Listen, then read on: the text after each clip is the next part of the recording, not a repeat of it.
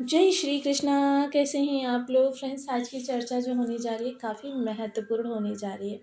आज हम चर्चा करने जा रहे हैं एक ऐसे ग्रह की जो आपके दो दो केंद्र भावों का स्वामी होकर भाग्य भाव में बैठा हुआ है। भाग्येश के साथ में इनकी जो युति है ये थोड़ी सी विषम है, क्योंकि देखिए दो केंद्र भाव सबसे महत्वपूर्ण होते हैं। अगर किसी के चारों केंद्र भाव बहुत ज़्यादा एक्टिव हो जाएं तो फिर अन्य भाव उसके एक्टिव ना भी हों उसको कोई फर्क नहीं पड़ता, फिर भी वो कीर्तिमान स्थापित कर देता है।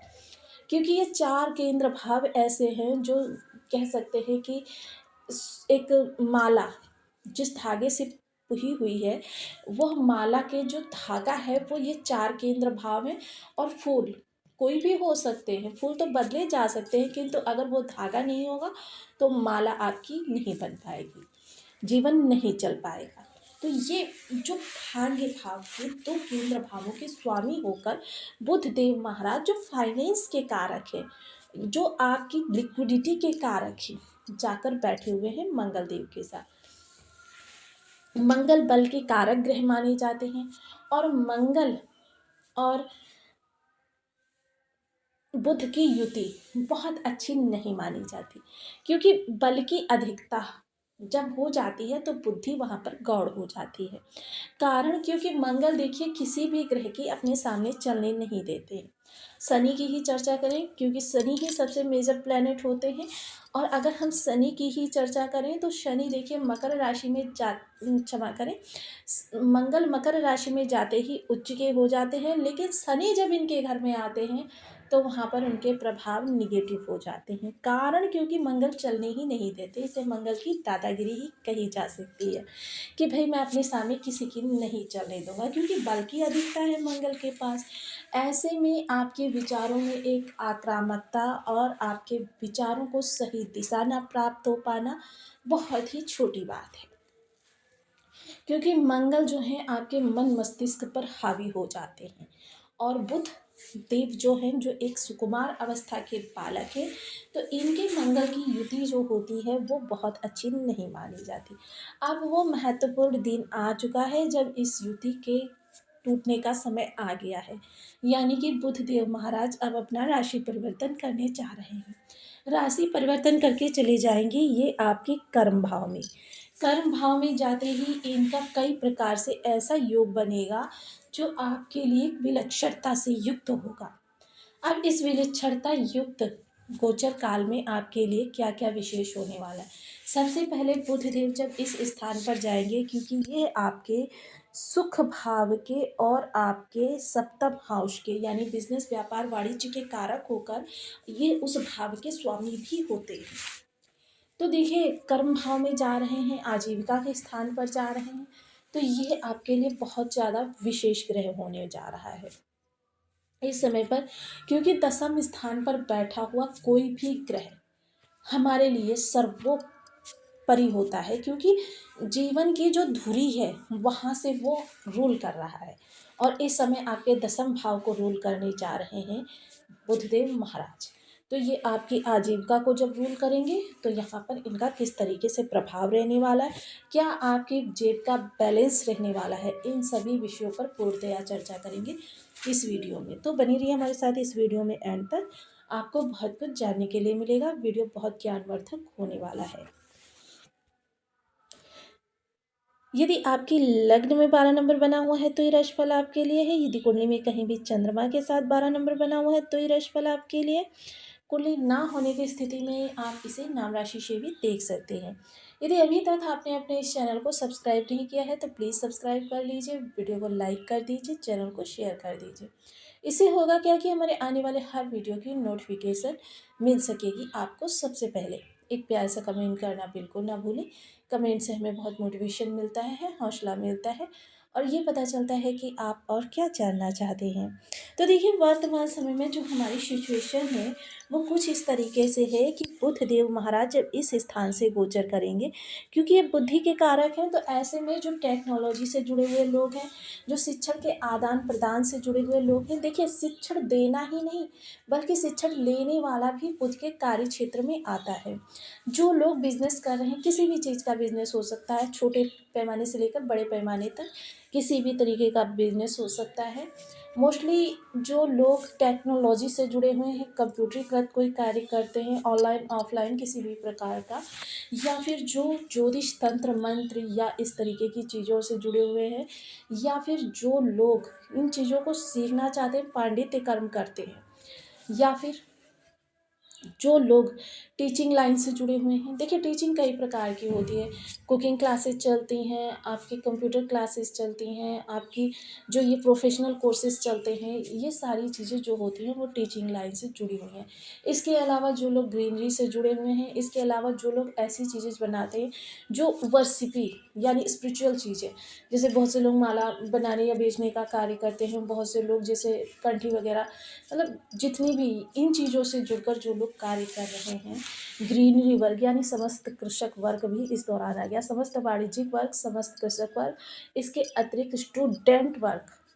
हालांकि आजीविका से इनका कोई संबंध नहीं होता, लेकिन जब भी ये सही स्थिति में, अच्छी स्थिति में होते हैं, तब आपके लिए स्टूडेंट वर्ग, क्योंकि बुध देव जो स्टूडेंट वर्ग के भी कारक होते हैं, स्टूडेंट वर्ग के लिए, और साथ ही साथ इस समय पर जो आपके रिलेशंस है उनके लिए बुध देव बहुत ही शानदार प्रभाव लेकर आने जा रहे हैं। इस समय पर एक चीज़ तो कही जा सकती है कि आप बेशक प्रातः के समय खाली जेब घर से निकलेंगे, लेकिन जब सायं के समय घर के अंदर आएंगे तो आपकी जेब धन से भरी हुई होने वाली है, इसमें कोई दो राय नहीं है। धन संबंधी लेन देन जो भी आपके इस समय पर पिछले समय से काफ़ी ज़्यादा, देखिए एक चीज़ मैं आपको बताना भूल गई, जो लोग बैंकिंग या फाइनेंशियल कार्य करते हैं उनके लिए भी ये गोचर काल अनुकूल ही है।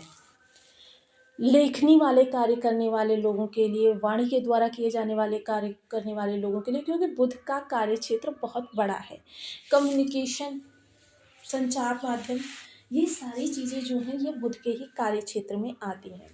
बुध को देखिए द्विचरीय ग्रह भी कहा जाता है कि ये एक तरीके से मैनिपुलेटिंग ग्रह है, जैसा देश वैसा वेश वाला कार्य करते हैं, और इनकी जो बुद्धि है वह बुद्धि आपके आजीविका संबंधी कार्यों के लिए काफ़ी ज़्यादा। और दूसरा क्या है, इनका राहु के साथ, राहु निवेश के भाव में बैठकर इस समय पर इनके साथ त्रिएकादश योग का निर्माण कर रहे हैं।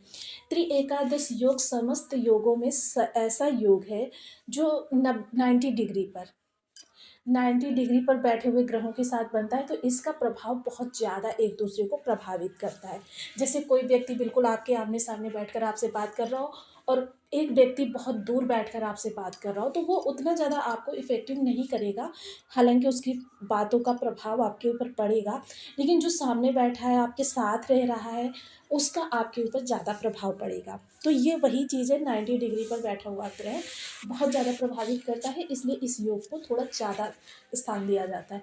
ऐसे में आपकी चतुराई, जिसका कोई भी सामना नहीं कर पाएगा, और ये इसीलिए मैंने आपसे कहा कि आप बेशक सुबह के समय खाली जेब घर से निकलेंगे, लेकिन सायं के समय जब घर में आप वापस आएंगे तब आपकी जेब धन से फुलफिल होगी। ऐसे में थोड़ा सा आप सीमाओं से अलग हटकर भी कार्य कर सकते हैं। अब सीमाएं क्या होती हैं, किसी के हक का हनन न करना, किसी को गिराकर स्वयं को उस स्थान पर नहीं पहुंचाना, क्योंकि वो तो स्थान उस व्यक्ति का है, उसको हमने अपनी चतुराई से, चालाकी से, या अपनी जो रणनीति है उसके द्वारा हमने उसको गिराया है, वो उस स्थान पर काबिज था। ये सारी चीज़ों को इस समय पर आप ताक में रख सकते हैं अपने व्यक्तिगत स्वार्थ के लिए।